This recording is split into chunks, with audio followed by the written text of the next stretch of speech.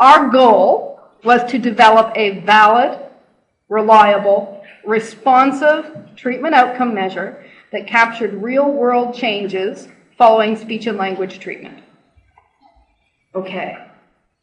We didn't do this alone. I didn't do it alone. Team Focus didn't do it alone. It takes a village. We had 11 research partners from coast to coast.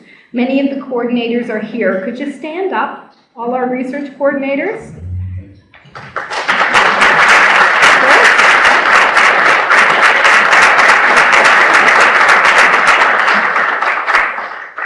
So thank you for your dedication and interest in outcome measures. We had more than 100 clinicians participating in both the development and validation of the focus. We had more than 500 families participating in our research, and I counted it up last night. We spent over $750,000 in research funds to bring the focus to where it is today.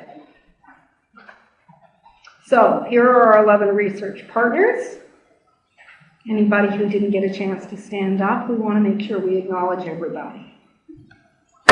So, it was a long journey. How did we get there? We had to climb the mountain, and it felt like a mountain, because in order to make sure that a measure works, you have to go through this process. We did 6 linked steps to develop the focus. So I'd mentioned earlier that we had gathered some comments from the parents and clinicians. We did a content analysis of that descriptive data, and anything that was cited more than 10% of the time we made into an item for the focus. We tested the focus with clinicians and families, we got their feedback, and then we revised the measure using both parent and clinician feedback and measurement science. Bruce? We tested it a second time, revised it a second time, and then tested it a final time to make sure it was working, and that was our development process. So I think it was Kate who mentioned it's a very Canadian measure, very inclusive with all our families and all our clinicians and coast to coast. So we had collected the comments from 210 parents of preschool children and their families. We asked them 3 questions. My child is now able to. What other changes did you see, and why is that important? And we asked them to we asked them about their concerns at the start of speech therapy, and then we asked them to answer these questions at the end of speech therapy. And we definitely found patterns and recurring themes from both the clinicians and the parents, and they were remarkably similar about what they saw changing. So we had 3 people read all these comments and come up with themes, and then we organized them. And as I said, they really followed the ICF-CY structure. So I know we've heard enough about the ICF-CY, but I couldn't help myself. Had to put it in one more time. Okay. And this is my story of the blind man and the elephant.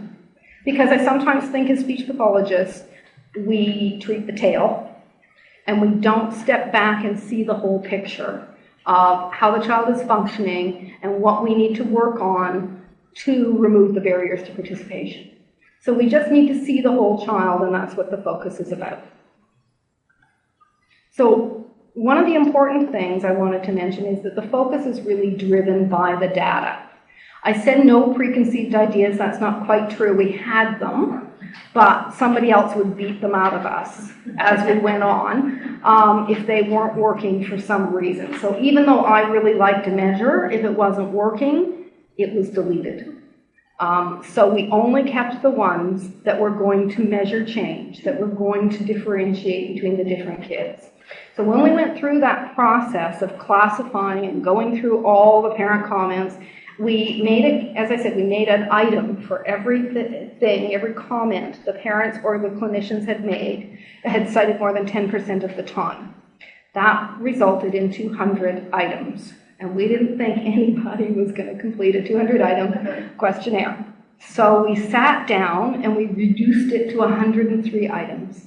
So the partners that were involved in our first pilot test project did the focus with 103 items. We developed the items using the parents' own wording because we really felt we wanted it both a clinician and a parent measure. We wanted to make sure the parents understood. And by using their own language, We very seldom had any parents say, I don't understand what you mean. We had clinicians say that a lot. No parents. Okay.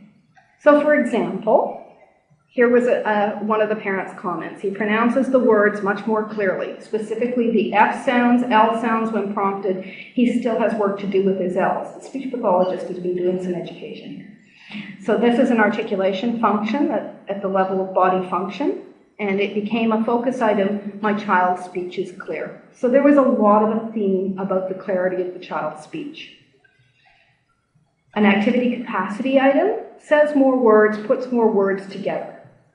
That again is communicating, producing, speaking in the ICF coding, and the item became my child can string words together.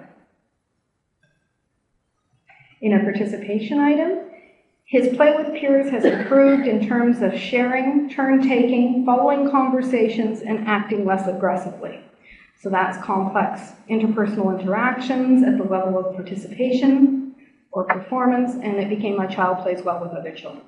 So that's the process we went through to develop the items for the focus. Oh, I forgot one. We also had the personal factors items, which, as Sharon said this morning, weren't specifically coded in the ICF-CY, but we had over 40% of the parents and the clinicians talking about the fact that children were frustrated in terms of their communication before they started therapy, and a lot of comments about the fact that the children were less frustrated, their behavior had improved, they were more confident. So we definitely wanted to capture those changes because they're very important changes.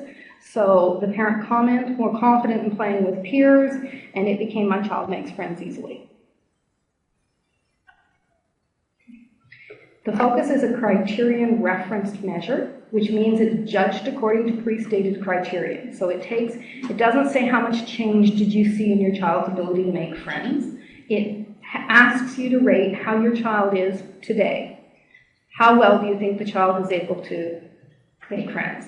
And then at the end of therapy or a second time, it is given again, and the difference in those ratings is what we use to determine how much change has happened. There were two versions. The parent and the clinician version are virtually identical, with the exception of saying your client versus your child. But for the clinician form, we added a column where the clinician could tick off if they had observed it, or whether or not they were using some parent report to help them complete an item if they hadn't had a chance to observe it in a clinic setting. We had two sets of response categories. Category 1 went from not at all like my child to exactly like my child. And then you would rate along that continuum depending on how you felt, whether or not your child talked a lot.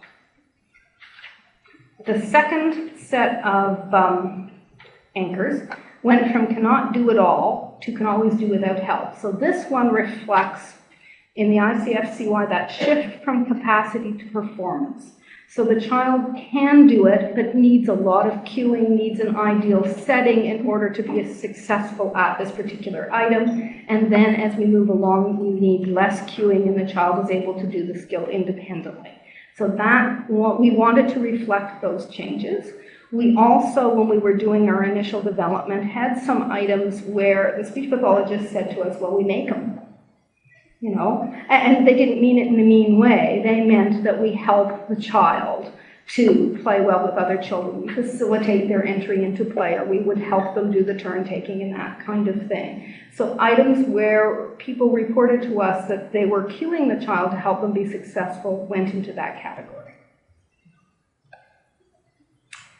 So our first pilot test started off with 103 items and 3 response sets. We also had a more traditional strongly agree, strongly disagree anchor set.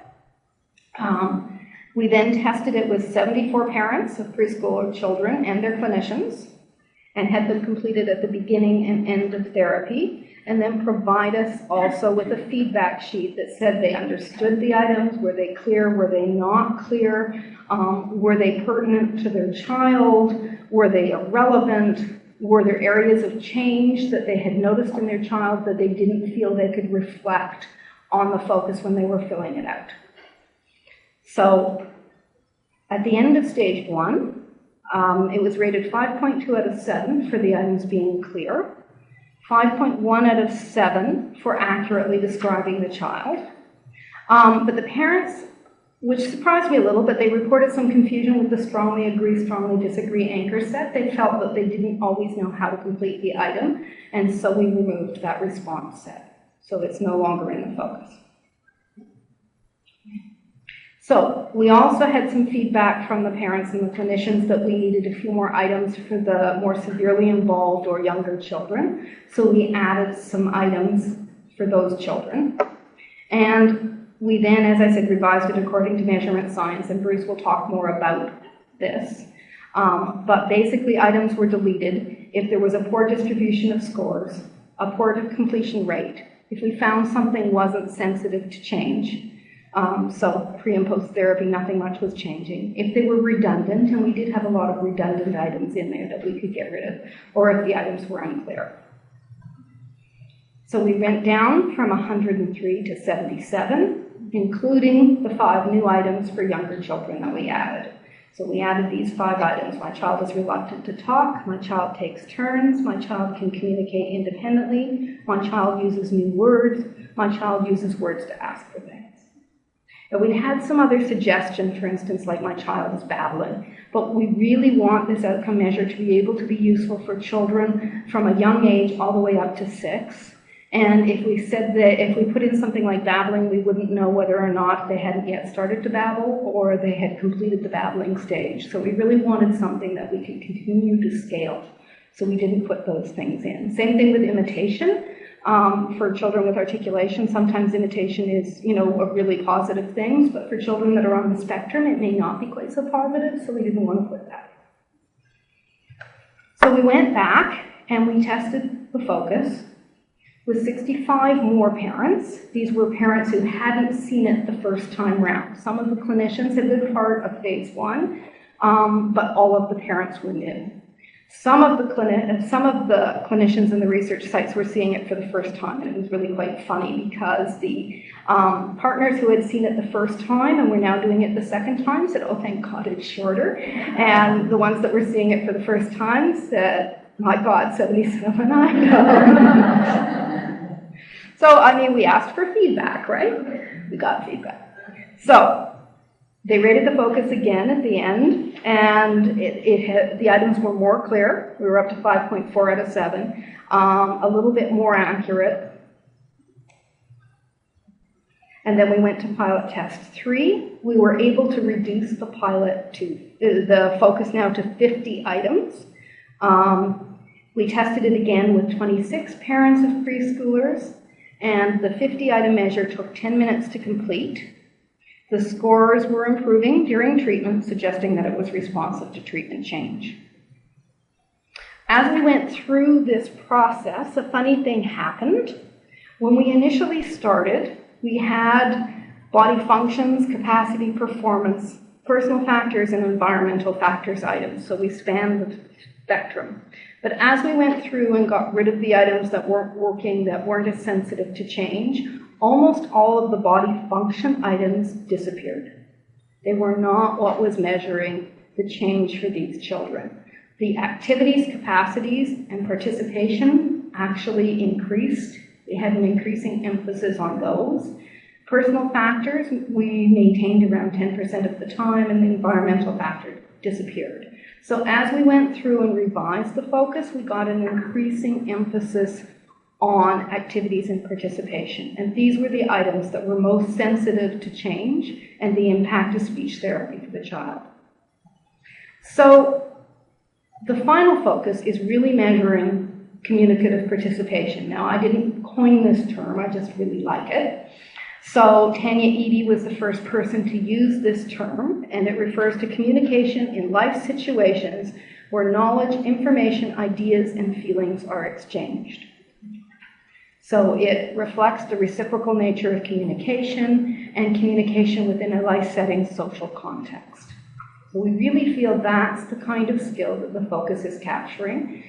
I like it because the focus doesn't capture every aspect of participation, which is a very broad context, but we do hope that it's capturing participation as it relates to communication skills.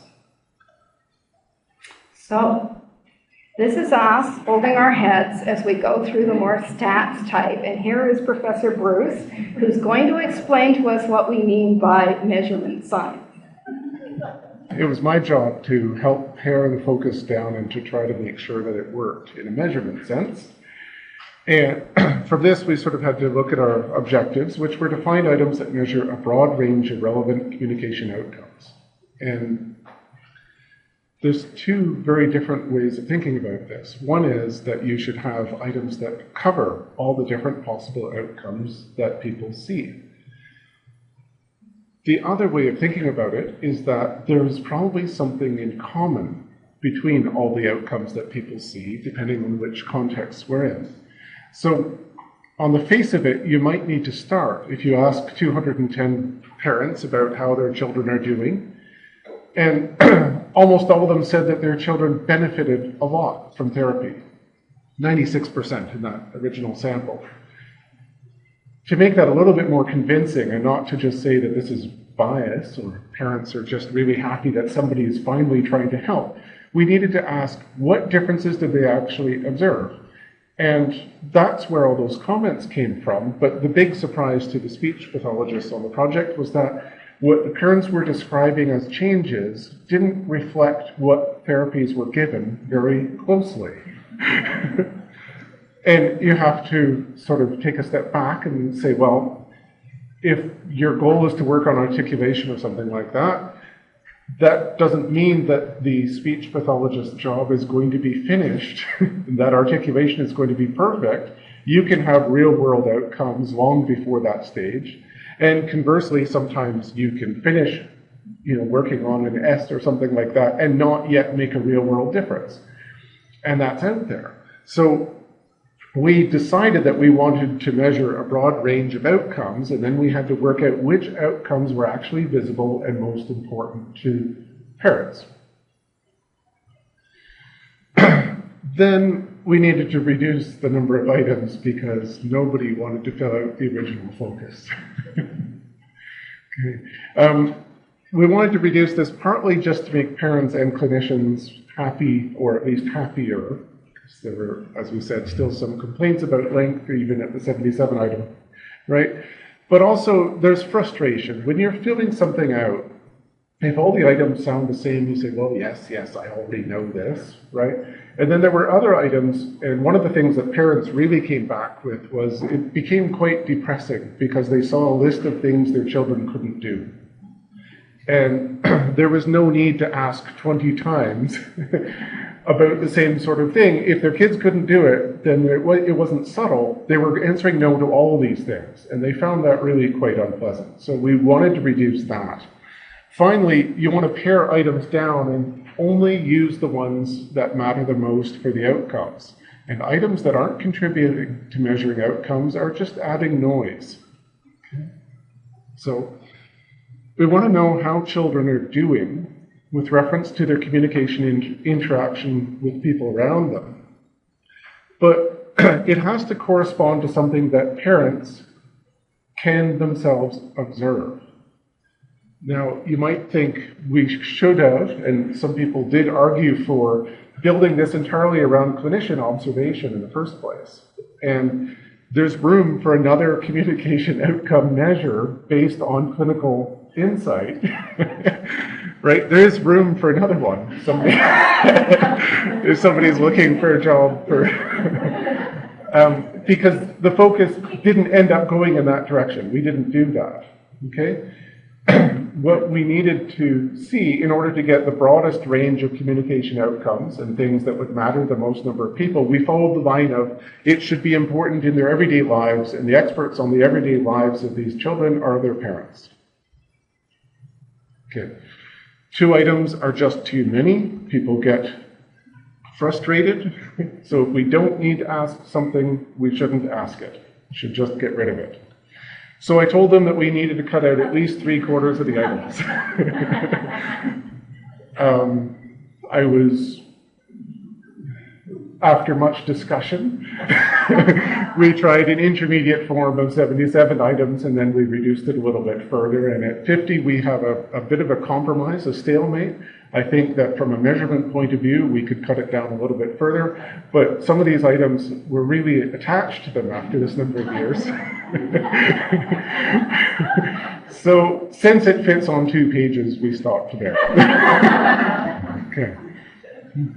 So if you want to know how I'm feeling, why don't you just ask? And preschool children, particularly the ones who end up needing help from speech-language pathologists, can't necessarily tell you. That's one side of communication. The other side is, it's a complicated question. There is no one answer. Simply asking, are you well or not so well, or can you do something or can you not, just isn't going to tell you enough about how kids are doing. It won't tell you about their outcomes in general, and it won't tell you anything about their problems in particular. Okay? So we're going to need lots of different items to tap into all the things that matter. Now, this is just a little bit of a way of looking at it. We see all of these activities, these things, these functional activities that, depending on where you want to chop up the model, right? I'll call them functional activities. Things that children might be doing to communicate, and they can do it in this context, and in this context, and then in this context, right? With their playmates at school and so on. And you'll notice, or you won't have seen unless you were in it a long time ago. Once upon a time, we asked questions about school in particular, for example. It turned out not to be a good fit, partly because of the Canadian context, where in different provinces, there was a lot of different access and differences depending on which age you would go to school. So everything school-related became a little bit problematic. We really weren't quite sure how to deal with that. Similarly, even daycare questions and things like that, not all kids have equal access to this context, particularly when you're thinking about disabled kids and kids with greater communication problems. Those questions are not going to be sensitive or helpful to those kids because they're not going to use the services the way other kids might. Okay, so the other context, though, is that parents, in addition to being the sender and receiver, the people that are going to talk most to those kids, they also need to be able to observe which behaviors are being used and how those are functioning. So parents are being called in on twice, once to try to talk to their children, but also as observers. And from this point of view, there's nobody that we could ask that would be better than a parent. Okay? So in order for it to be sensitive to the changes due to treatment, it's got to ask about things that matter, but also about things that parents can observe. And if you're wondering why all those lovely suggestions that various clinicians said, are you sure you can't find room in your measure for all these other things that people would have liked to have included? The answer is parents can't always reliably observe them. Plus, I was supposed to cut down the number of items, not I. We snuck in a few, but not too many. So the trick is to remove items that everybody answers the same way, not because those aren't important things to ask about, but because we're pretty sure we know the answer, right? No other reason. So it's not that we were removing things because the questions didn't make sense. A lot of questions that we removed made perfect sense. But if we knew what the answer would be, we didn't need to ask it, okay? There were other questions that people weren't sure how to answer, either due to the wording of the question or the anchor set, or just other factors. So if parents had a hard time deciding what the answer ought to be, and we would get feedback, or they would be asking the clinicians, what do you mean by this question? That's not a good question, right? Just from this point of view. And then finally, we remove things where you could predict the answer on the basis of other items. Okay, and that was my part, but I'm pretty sure that none of you want to see numbers. So, on the face of it, I want you to sort of appreciate the resulting questions, having removed them for all of these different reasons, don't line up with our preconceived notions of what therapy ought to be doing and what kinds of outcomes we should be able to observe. There's things missing, there's gaps, right? What we've included are all good questions, but there's a lot of things that would also be good questions that would also fit. So where did they go? The answer is they were correlated enough to things that we did ask that we're pretty sure we know what the answer would be. That's what happened to them. So rather than asking things that are in some sense redundant, unpredictable, could be predicted from other things, we removed those as much as possible, as far as Nancy would let me, down to 50. Okay. The other trick was, given the caveat that we wanted variability on each item, that we didn't want it to be predictable. We wanted each question that we asked to tell us something new. New for whom? And certainly some items are most appropriate for high-functioning kids, kids with more difficulty, and then kids with lots of difficulties. And we had to make sure that the final focus had enough questions to tap into what was going on in each of these ranges. So we've done our best with this, and this is part of the reason why it took such a large sample and so long to do. Because if you wanted to work out a measure for any particular center with one particular caseload, it wouldn't be that hard. But if you want a broad range of kids, you have to go out and get a broad range of kids and make sure it works for everybody. And that's been the real reason why Nancy's tired and has enough. Has had enough. Has been the effort of trying to make sure that we got a big enough, broad enough sample that it would work for everybody. We can't promise just how far that goes because there are limits to the samples that we got. But we got the biggest sample that I think we've ever seen in this field, right? So, as she's already summarized, the first step was to try the focus and then remove items that didn't tell us much for one reason or another, and then let a computer do all the work. So rather than showing you the math of how I selected things, just trust me. It's what I do for a living. Okay? The predictable items were removed because they were predictable, not because they weren't meaningful and interesting, just because of this predictability factor, and trying to make sure that it would still be sensitive for a wide range of kids. So that's what I did. Okay? Is the next section me or you? Okay, me again. Okay.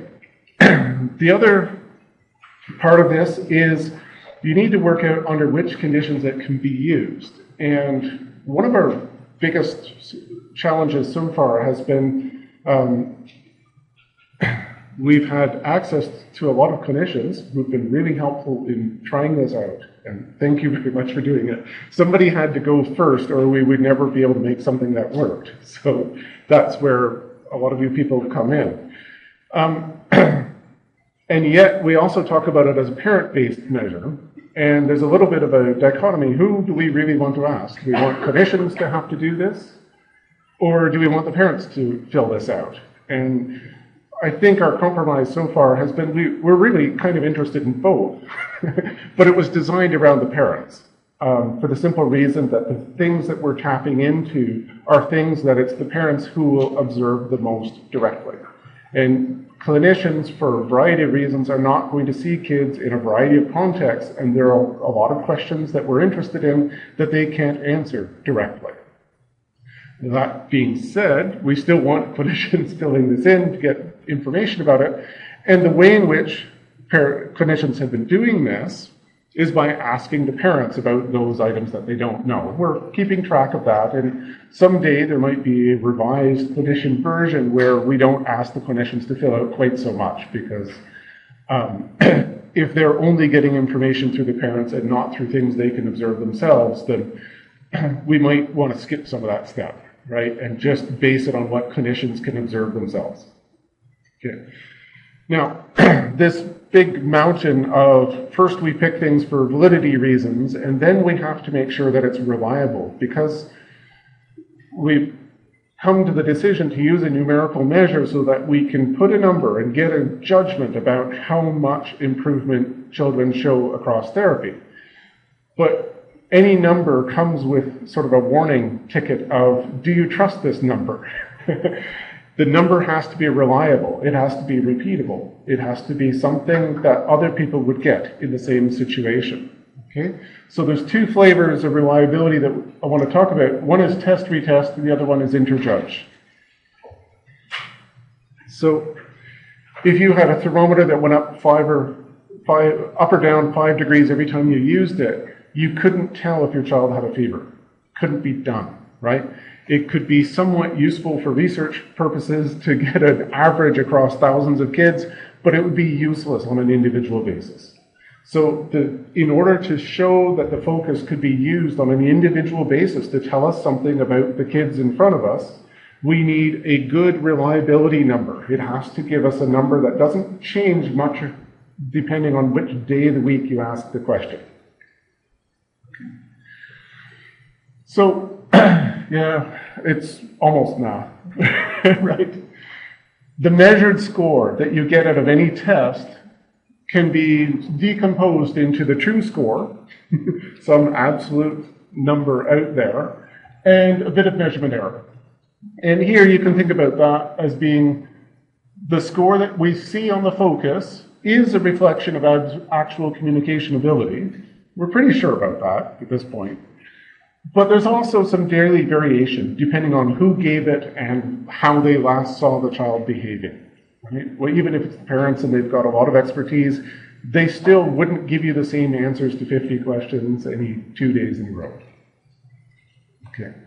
So we asked both clinicians and parents to fill out the focus twice, a few weeks apart, on the understanding and the appreciation that it's not a perfect world, but kids probably didn't finish all of their therapy goals within a 2-week period.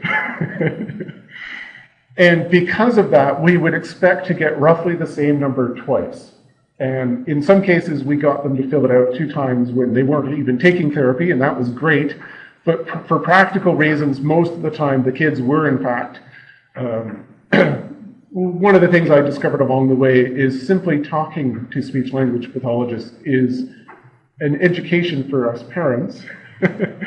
And so it usually means that even if a child has just been exposed to assessment, things start to change in that house and the kids start to come along. So with that in mind, it's not a perfect fit to give somebody a test and then a retest 2 weeks later, because the kids probably are going to change once they've entered into this process. But that being said, we're going to blame all the change in the scores not on progress, but just on the variation in children and whoever was filling out the test. Okay? And what we found is that it's pretty good. Okay? Is that translated to English? Okay. The other reliability is whether 2 different people would give the same score. Now, on one hand, it's easy enough to say, well, we just compare the clinicians and the parents, but that's not totally fair because the clinicians were talking to those parents. That's where they got half of their information from. So we needed cases in which 2 separate clinicians could get their information from parents and see if they would get the same information, right? Similarly, you might say, well, get both parents to fill it out, but that would be both unrealistic and also a little bit problematic in that it's not the case that both parents have equal observation of their child's behavior. So I'll stop there.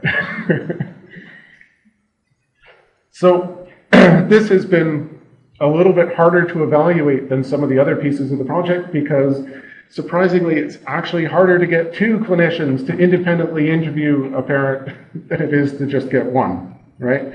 And we sort of appreciate that a clinician needs enough contact with the child and the parent to really be able to fill this form out. It's not something that you can do immediately as a checklist. You really need to observe the child a little bit and talk enough to the parents to be able to do this well.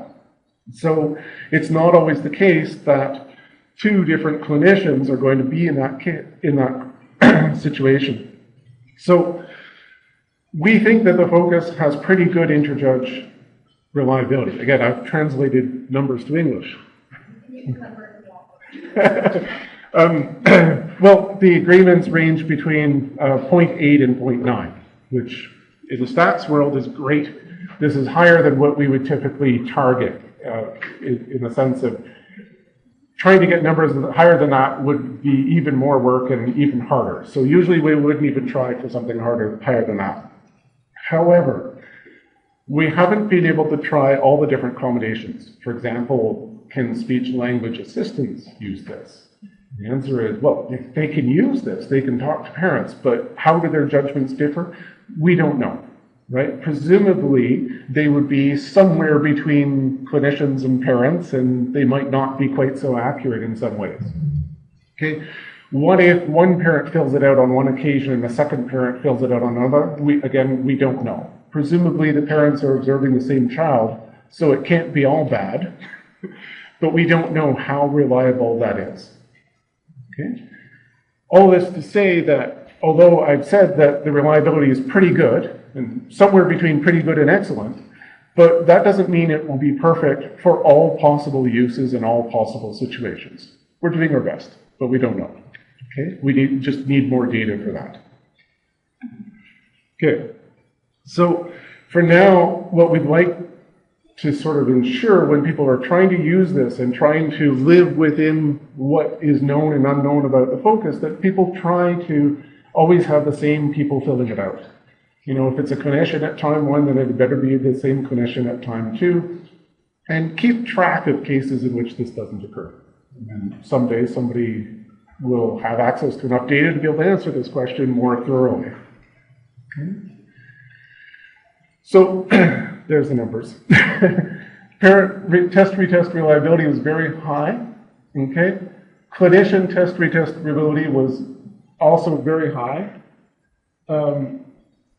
Clinician inter-rater reliability was very high, with a little bit of a caveat that we discovered that clinicians must have a certain minimum amount of contact with parents. And if you ask clinicians to fill this out, you're all very helpful and you will actually do it, but you won't know the child well enough and you won't know the parents well enough to get the same answers. So if we exclude those cases, the number is very, very good. These numbers are much higher than what you would typically target, meaning there's very few measures that are quite so reliable. It is a function also of redundancy, where we have slightly more items than we really need. So that said, we're going to continue on up our mountain. Okay, internal consistency, I'm doing it in one slide, okay?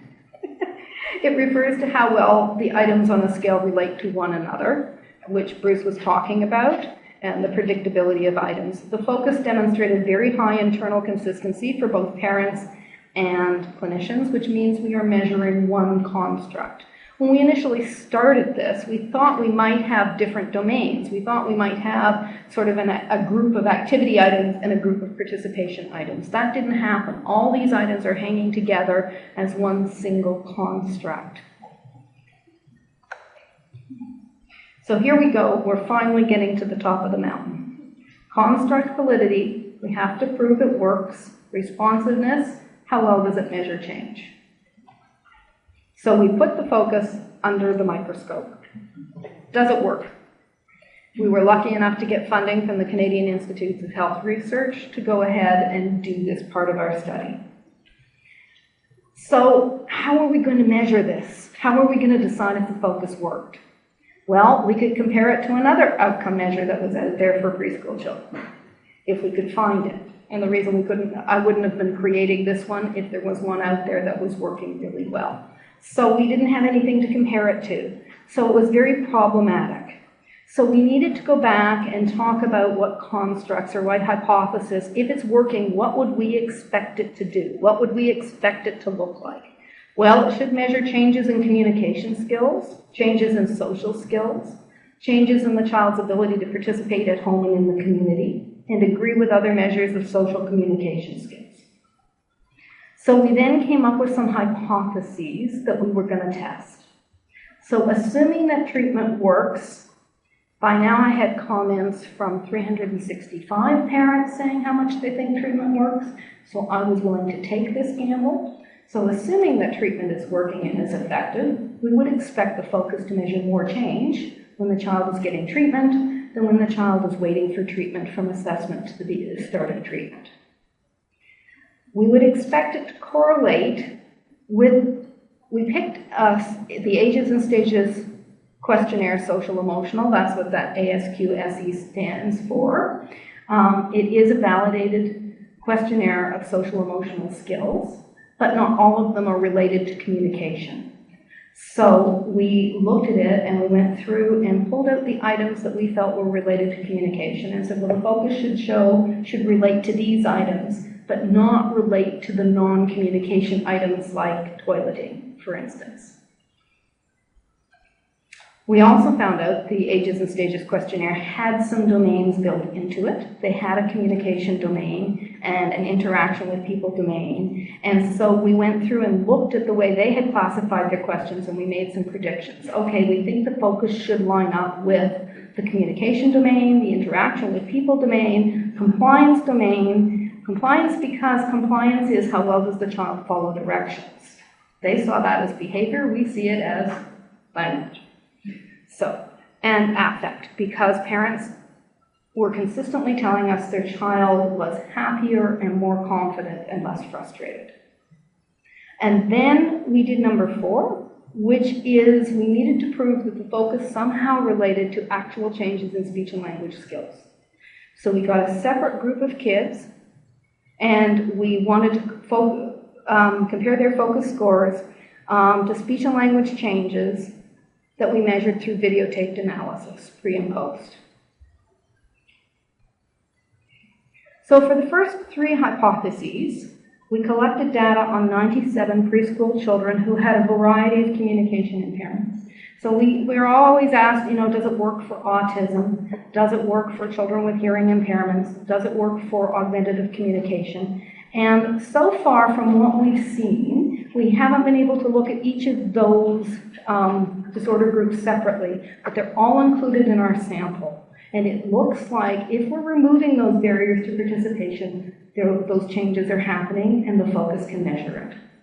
Our sample of kids ranged from 10 months to 4 years, 11 months. Our mean age for this sample was 2 years, 7 months, so we are getting them younger. 70% of our participants were boys.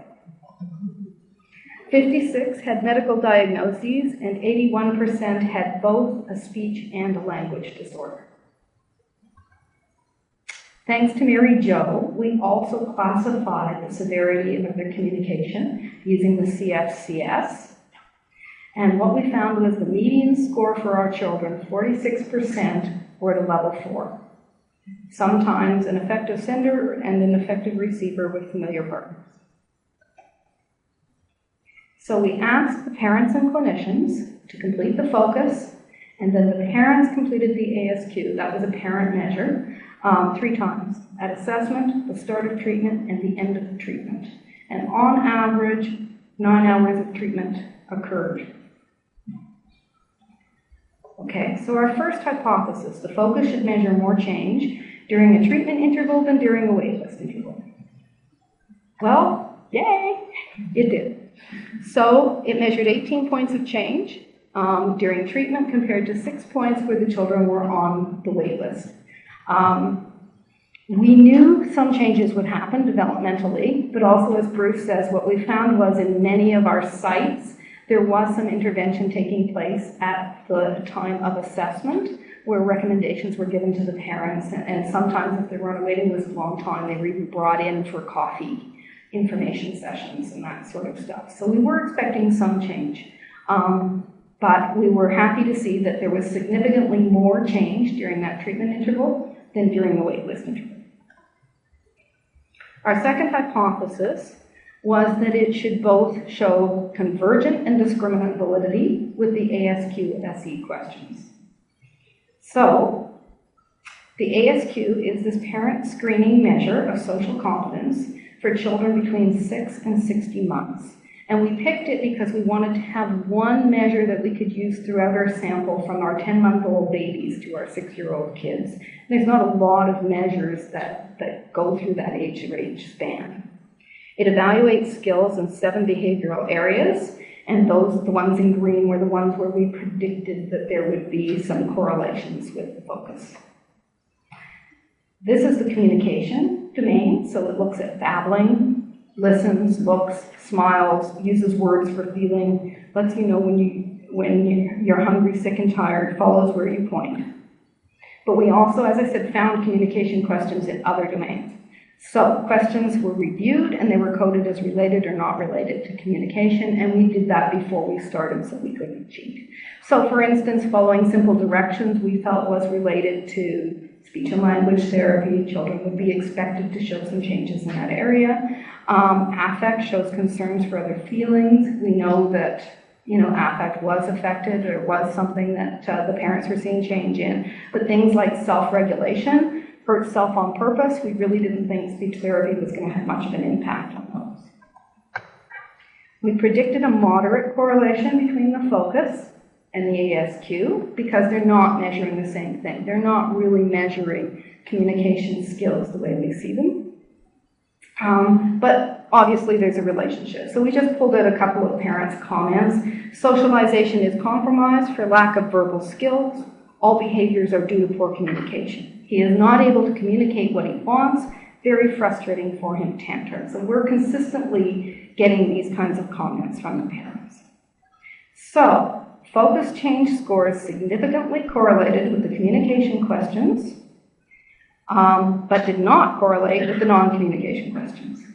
Wonderful. Wonderful. So if parents were just marking anything willy-nilly and expecting to see some improvement, and okay, it's after therapy, everything's gone up, then everything would relate. But they only correlated with items that were related to communication and not items that were not related to communication.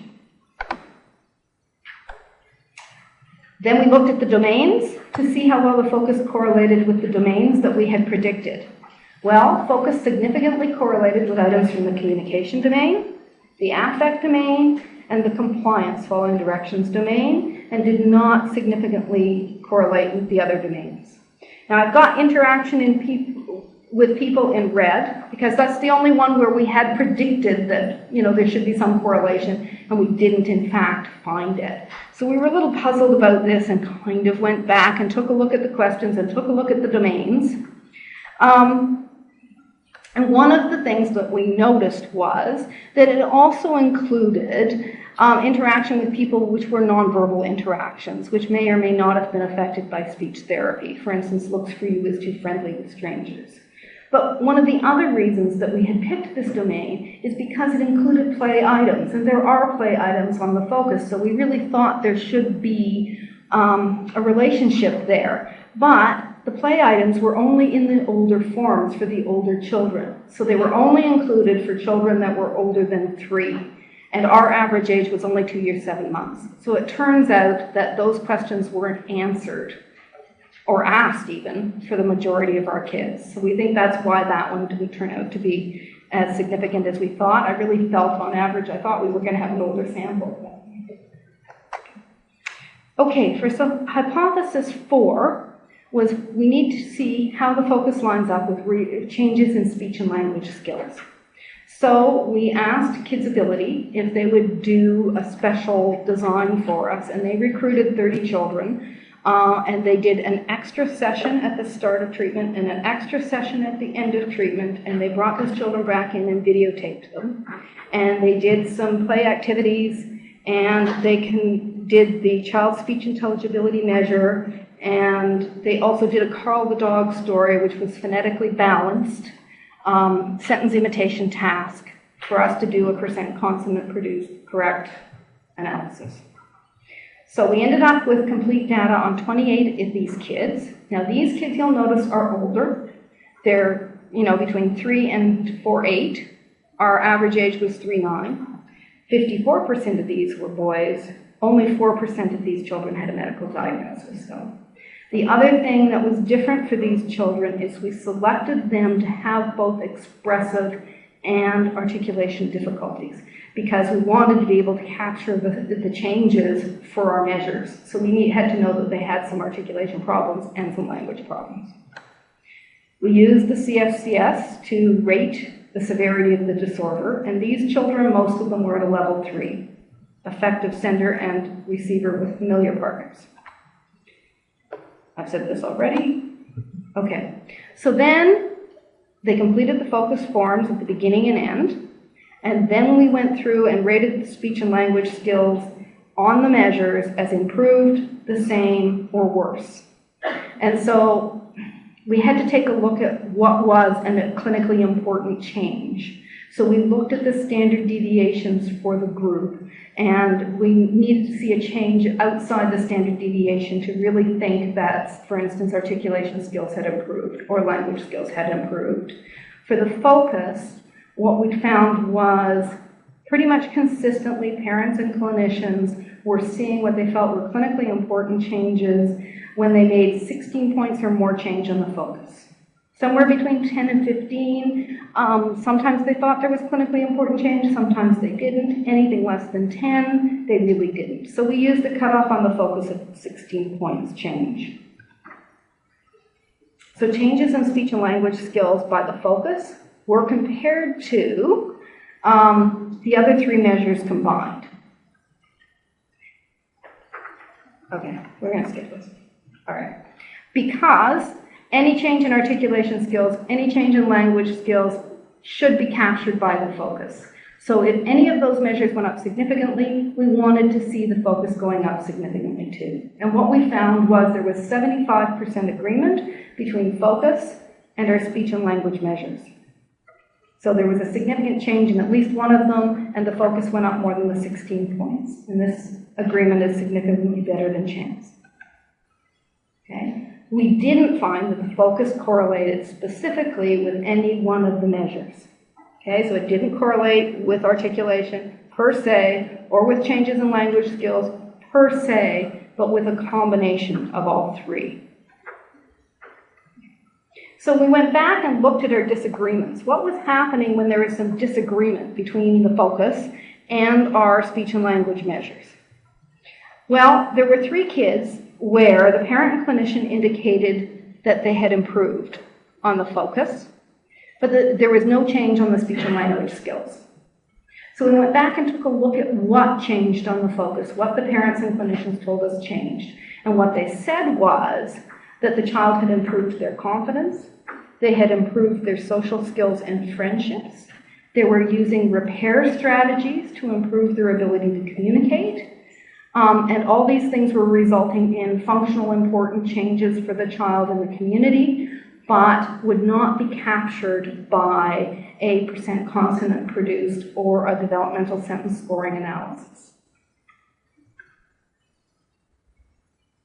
Oh, I'm going the wrong way. Okay, there were 4 where the focus stayed the same or went down, and the speech and language measures went up. Well, this was interesting. What was going on here? Well, for one child, we went back and looked at all the comments, and the parents started talking about the child having bumpy speech. And we found out that this child had started to stutter. And in fact, they were not talking as much as they had been at the start of therapy. They'd stopped talking. They weren't communicating or interacting with the other children. So we really do believe that the focus accurately measured the fact that the communication scores had decreased. The child wasn't participating as well. The other child had started school. And the parent comment was she was overwhelmed by being in this new setting and that she was not talking or interacting with other children. She was just very, very shy and had pulled back in on herself. So that was the other one where the focus score had actually gone down, indicating that the child was not participating as well. 2 of the children had shown improvements in their articulation at the single word phrase level, but there was no generalization into conversation at this point in time. Okay. So just quickly then, we were trying to test the validity to see whether the focus acted the way we would expect it to act. It did measure the treatment changes we had predicted. It demonstrated both convergent and discriminant validity with the ASQ-SE and demonstrated agreement with our speech and language measures. So we came to the conclusion that yes, the focus is valid, and it is able to accurately measure changes in communication after 9 hours of speech therapy. The types of changes the child made was things like being more sociable, being understood better by others, having improved listening and attention skills, playing better with peers, increased communication with others, and changes in frustration and communication. And an outcome measure that focused just specifically on speech and language skills would miss a lot of these large changes and the impact that speech and language has on these children. And that's why I'm such a big believer in communicative participation and looking at the impact of the child in the community.